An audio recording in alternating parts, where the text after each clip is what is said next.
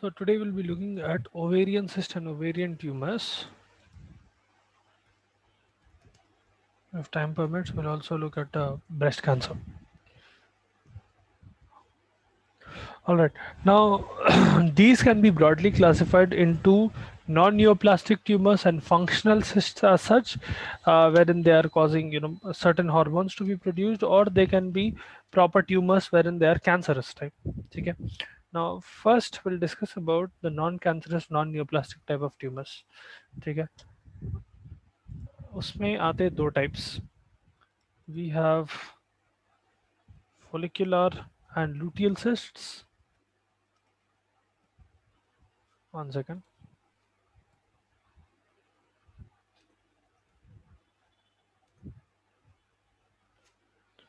And we have PCOD. PCOS भी बोलते हैं इसको, polycystic ovarian disease or polycystic ovarian syndrome. Now, both of these are non-neoplastic kind of tumors. Specifically in follicular or luteal tumors, you have a tumor, that benign tumor, okay? It will be like a cyst. Essentially, this cyst is measuring anywhere between 1 centimeters to 8 centimeters. And what happens is these are lining these are essentially, these cysts are lined by follicular cells and luteinized cells.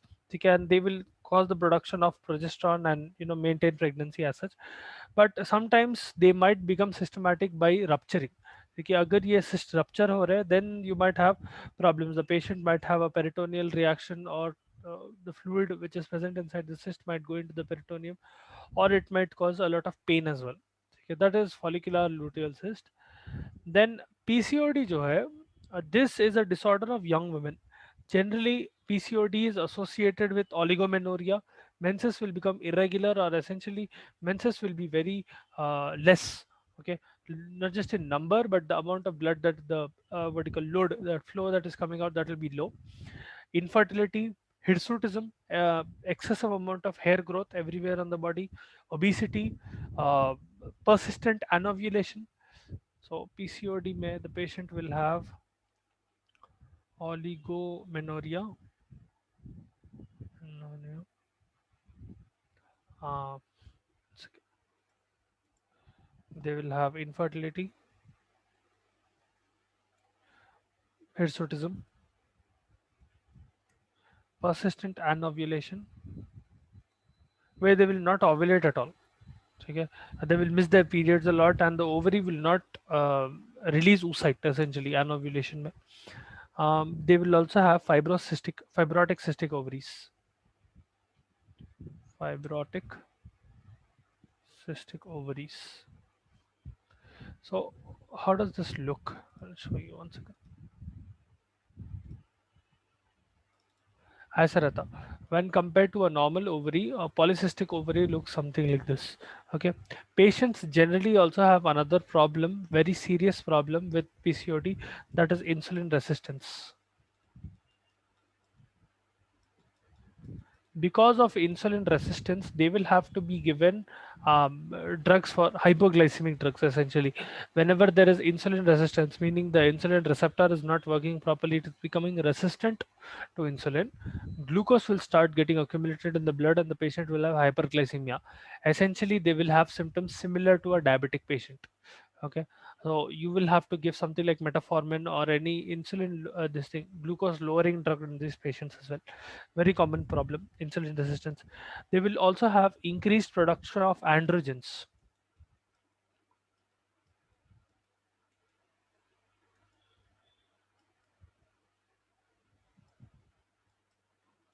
Increased androgen production, and eventually what will happen is these most of these androgens will be converted to estrogen, because of which there will be excessive amount of estrogen as well. So patient को क्या हो रहा, they are having oligomenorrhea, infertility, hirsutism. This is happening because of the ovary having a lot of cysts in it. Hirsutism, persistent anovulation, insulin resistance, androgens level will increase. Eventually that androgens will get converted into estrogen, and estrogen levels will increase. You will also have inappropriate amount of gonadotropins. Okay, especially gonadotropins being produced by the pituitary gland. Ovaries become very very large, and you will see cysts subcortical cysts that will measure anywhere in between 0.5 to 1 centimeter in diameter. Now, multiple of these cysts will appear on the patient's ovary. Okay, what will happen is their whole ovary will get covered by a thick fibrous tunic, and under that tunic we will see all of these cysts. Okay, now the exact cause of the pathogenesis of PCOD is unknown. How it is occurring, we don't know. But what we do know is that these symptoms will occur, and PCOD is one of the very one of the most important causes of infertility. Okay, this causes infertility in quite a lot of females. Okay, almost 1 in 5 women or 1 in 10 women suffer from PCOD, quite common in India as well. Then these are the two non neoplastic kind of tumors of ovaries. Then we have ovarian tumors which are neoplastic.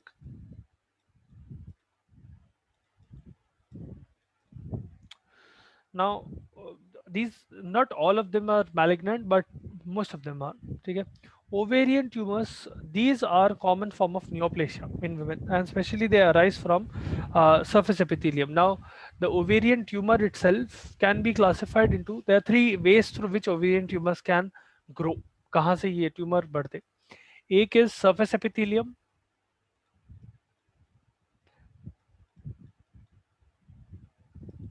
then from the germ cells, finally from sex cord tumors. They're developing from the sex cord, they are called sex cord tumors. So stroma essentially. एक second, I'll show you that image. Where is it? हाँ, ये देखो. So the tumor itself, normal ovary ऐसी रहती. The tumor that is originating ovarian cancer जो cause कर रहा, most of the times it is developing from the surface epithelium. So these cells, ठीक है, ये जो surface के epithelial cells है, यहाँ से cancer develop हो रहा. Sometimes it can be germ cells. So the germ cells which will finally develop into the oocyte and which will develop into the egg, वहाँ से जो egg release होता, that germ follicle might turn into a cancerous cell. Rarely it can be stromal, ठीक है, occurring from the sex cord, the stroma essentially. Now, serous tumors will be the most common ones. As you can see here, almost 80% of all ovarian cancers will be because of surface cells, and almost 90% of those surface cell tumors are malignant. Okay? So, let us suppose the patient is having, out of 100 cases of ovarian tumors, 80% will be because of epithelial tumors. Okay? Or they will originate from the epithelium. Okay? Now let's suppose अगर 100 patients में से 80% लिए तो ये 80 patients हुआ ना. Now out of these 80 patients, 90% of them will turn malignant, meaning 72 patients will become malignant. I hope you are understanding the logic. Out of 100 ovarian cancer patients, 80% of them will have tumors that are developing from the epithelium. And out of those 80%, 90% of that, meaning 90% of this 80%, that is 90% of 80, which will be 72, will have malignant tumors. Okay? Only 10% of the time they will be benign. Okay? Now, these tumors can be serous, they can be mucinous, or they can be endometrioid. Three types of tumors. The tumor that is developing from the epithelium, that can be of three types. You can have serous tumor, you can have mucinous tumor, or they can be endometrioid tumor. All of endometrioid tumors are malignant. Okay, whenever endometrioid tumor is occurring, it is a malignant tumor. Serous tumors will be like cysts. Okay, they'll be like small cysts that are filled with clear fluid. Okay, 25% of them are benign, 50% are malignant. Okay, rest of them are mixed. So borderline बोलते हैं उन लोगों को. They are almost malignant. Most of them are adenomas. अगर malignant है तो adenocarcinoma रहता, अगर बेनाइन सिस्ट है तो एडेनोमा रहता. So from the glandular tissue it is developing. If it is a benign kind of tumor, this is, I'm talking about serous. Okay, serous में 25% of the times it is a benign tumor which will be an adenoma. 50% of the time it is the adenocarcinoma.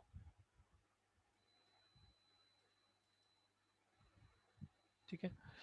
Rest will be borderline. Okay. Malignant ones generally will have a very large solid kind of tumor, and in that tumor you'll be able to see, if you cut upon the tumor you will see small spots of necrosis. Okay. uh, and generally you will also see ascites peritoneum में उसके this what you call the tissue of that cancer cells will invade into the peritoneum, and the patient might have tumor nodules that are presenting in the peritoneum, or you can also see ascites in the patient's peritoneum. So once again, ovarian tumors are of three types. ठीक है, जो malignant type बोल रहा हूँ मैं, ovarian tumors are of three types. Not all of them are malignant, most of them are.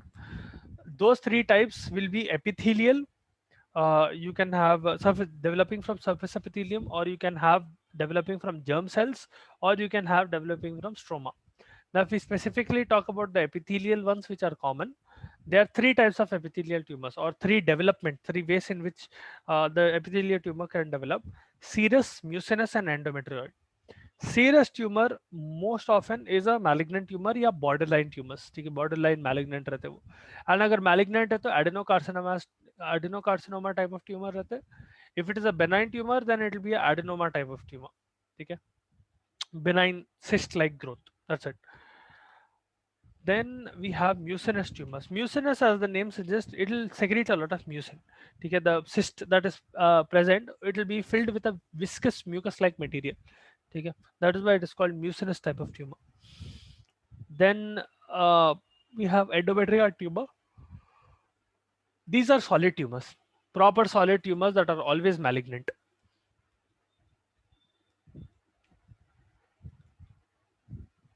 Now, amongst these, serous is more common, then mucinous, then endometrioid. Okay. Most cases of epithelial tumors will become serous. Some of them will become mucinous. Rarely they will become endometrioid tumors. Then coming to the second type of ovarian tumors, we have germ cell tumors.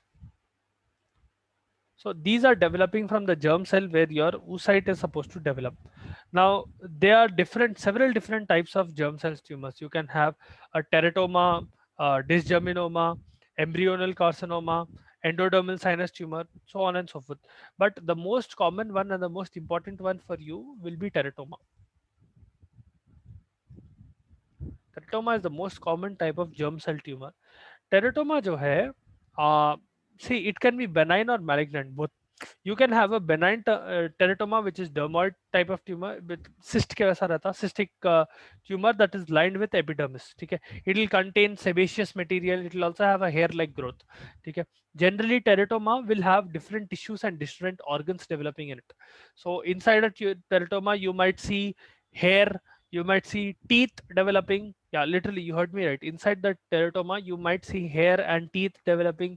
You might see primitive muscle structures developing. You might see bone structures developing. That is a teratoma. Okay, जो ये कैसा develop हो रहा है तो because germ cell develops into an oocyte. Essentially, germ cell is housing an oocyte that becomes an egg. It has the genetic material for your organs. ठीक है, one part of the genetic material itself. These tumors, when they are developing the teratoma itself, it will start concentrating on those primitive structures, because of which those primitive structures which are supposed to be present in the fetus once it is becoming a zygote, when this what do you call egg becomes fertilizes with a sperm and it becomes a zygote, जब develop होने का अभी cancer में ही develop होना start होते, and because of that inside the germ cell you will start seeing hair, you will start seeing teeth, you will start seeing bone, muscle, all of those tissues coming into the area. It will be a very weird type of tumor. Okay, it will be very solid as well.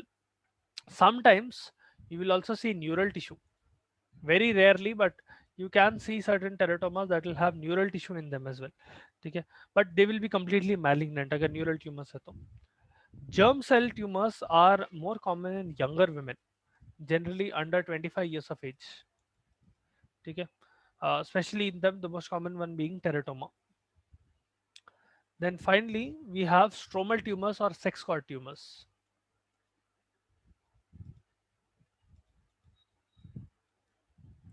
ठीक है, these can occur at any age. ठीक है, and they will commonly secrete steroid hormones.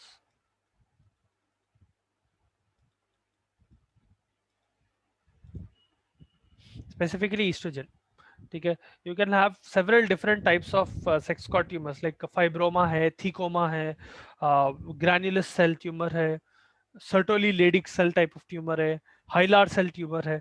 Depending on what type of cell is, for example अगर granulosa cell type of tumor है, it will secrete a lot of estrogen. ठीक है, depending on what type of tumor is occurring, that type of specialization will occur. If the patient is having a fibroma, let's suppose, these are all developing from the stroma. Okay, if it is a fibroma type of tumor, it will be a benign non-functioning tumor and it will be composed of fibroblastic cells. अगर थीकोमा है तो it will also be similar to a fibroma but it will contain spindle shaped thecal cells. ठीक है, those thecal cells will secrete estrogen. Now most sex cord tumors are benign.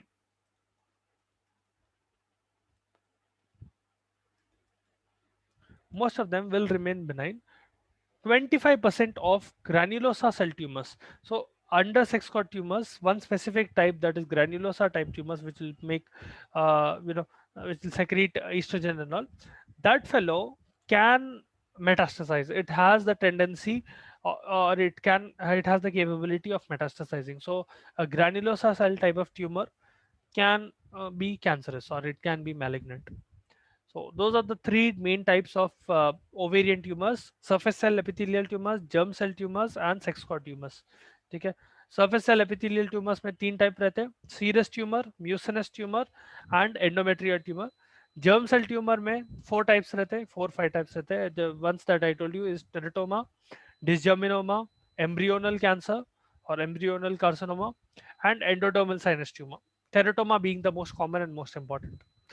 Sex cord tumor में you can have, these are mainly the ones that will secrete steroid hormones. ठीक है, can occur at any age: fibroma, thecoma, granular cell tumor, Sertoli Leydig cell type of tumor, Hylar cell tumor, all of those.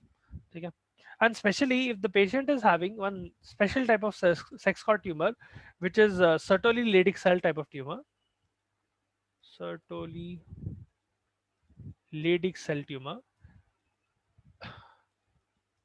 Acha, what is the function of Leydig cell inside a man? What is the function of Leydig cells?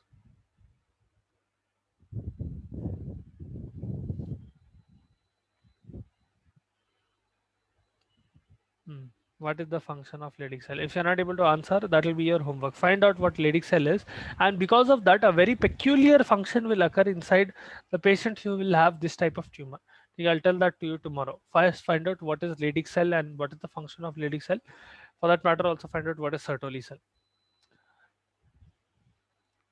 Okay. Now coming to breast cancer.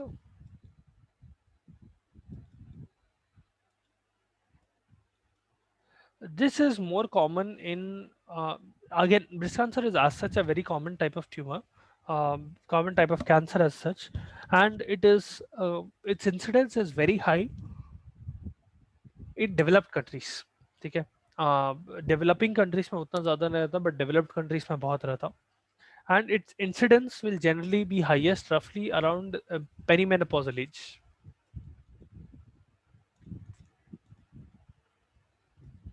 What is menopausal age?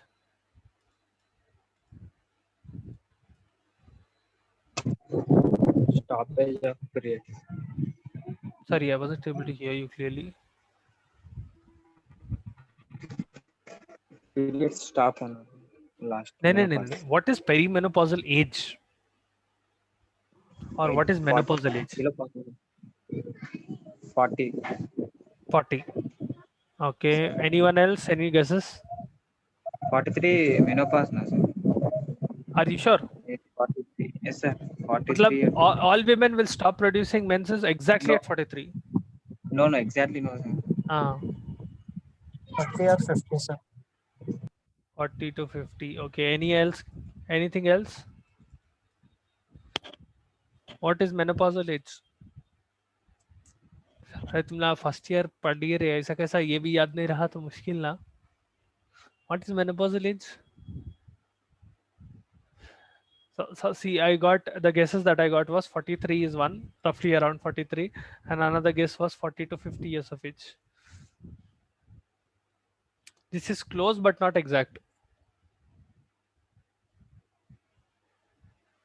So menopausal age varies in between 45 to 57.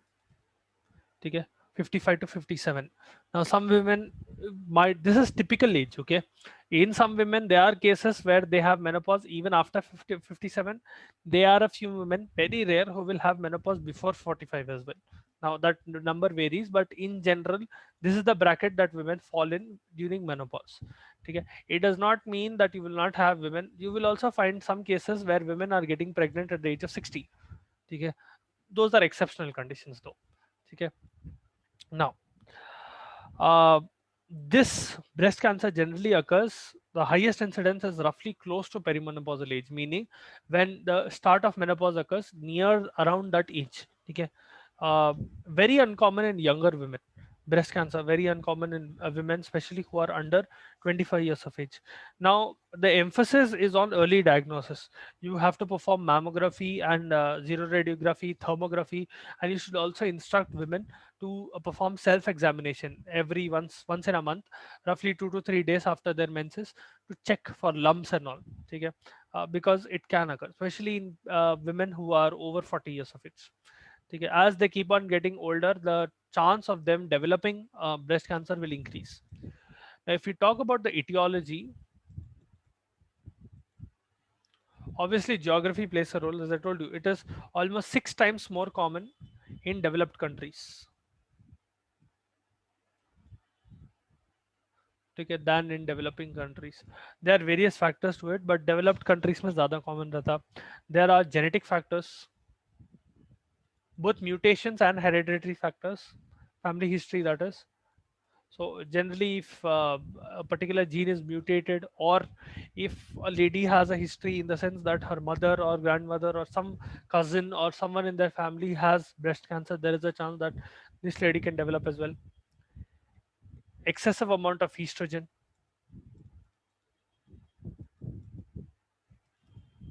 Now, this excessive amount of estrogen might be innate in the sense that endogenous estrogen production is very high, or it can be exogenous in the sense that the patient is taking a lot of estrogen externally for whatever reason. या तो conception के लिए ले रहे हैं या contraception के लिए ले रहे हैं. Depending on at what time you take, estrogen can be used in both scenarios. What do you call, depending on how much amount of estrogen that they are taking exogenously, that also increases the risk of development of breast cancer. Environmental factors. Now environmental factors may, it will include smoking, alcohol, consumption of high calorie foods, or consumption of large amounts of animal fats. All of those will fall under this. या फिर the patient has fibrocystic changes. Fibrocystic changes. It means that they might not necessarily have a malignant tumor, but their breasts are undergoing a atypical hyperplasia kind of reaction, wherein they are having cysts developing in their breast. It might be non-cancerous, but these cysts will increase the risk almost 5 times of those women developing breast cancer, malignant breast cancer. Okay. Now, breast cancer can be classified into 3 major categories.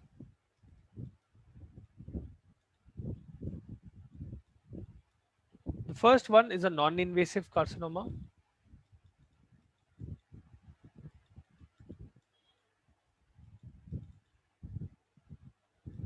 Then you can have an invasive carcinoma.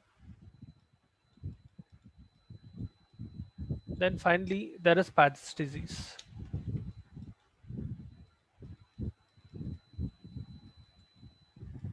This is Paget's disease of the nipple, not of the bone. Okay, there's another Paget's disease of the bone. This is Paget's disease of the nipple. Now, first coming to the non-invasive carcinoma.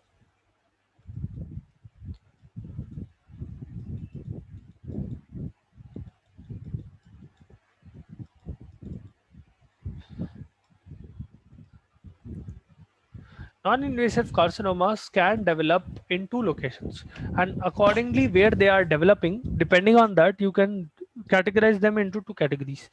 Okay, these are developing in ducts or lobules. So accordingly, non-invasive carcinomas can be classified into intraductal if they are developing in the ducts,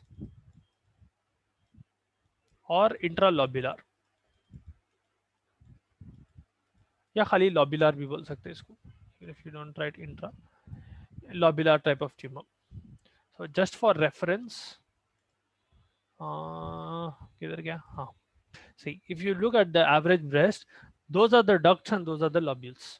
ठीक है, so the tumor can develop, this non-invasive kind of tumor can develop either in the ducts or it can develop in the lobules.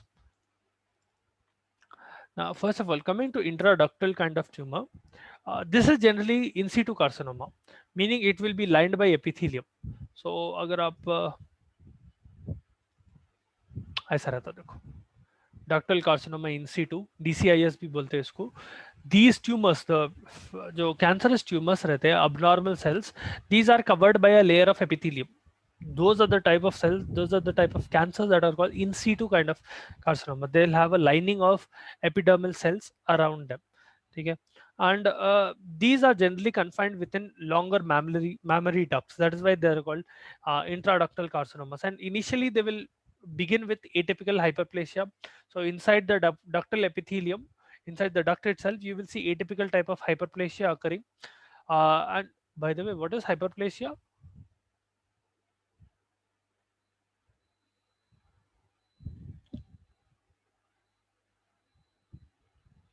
Oh dear.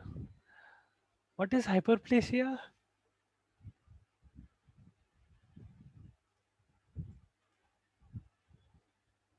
You studied about this, you wrote a test in this. Increase in the amount of organic tissues. Increase in amount, how? Amount is a very vague term. Can you be a little more specific? There is increase in cells, definitely. But क्या increase हो रहा? Number या size?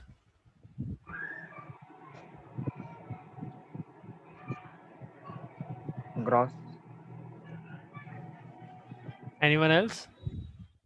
What is hyperplasia? See, if you forget the basics, it will become very difficult for you to study pathology. The number of cells are increasing. Pakka? Yes, sir. Acha, so this fellow is telling that it is increase in the number of cells. I don't see anyone else arguing with it as well. So अगर उन्होंने गलत भी बोल रहे हुए तो no one has any idea or any clue.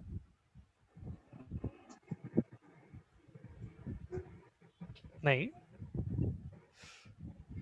Number of cells in an organ only, sir. Pakka? See, you are telling Yes, sir. that it is number of cells. I'm not getting any other confirmation.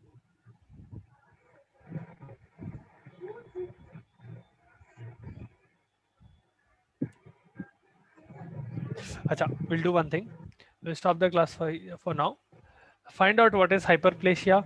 Find out what is the function of Leydig cells and tell me tomorrow. Okay? I need answers other than only one person. All right. Hello.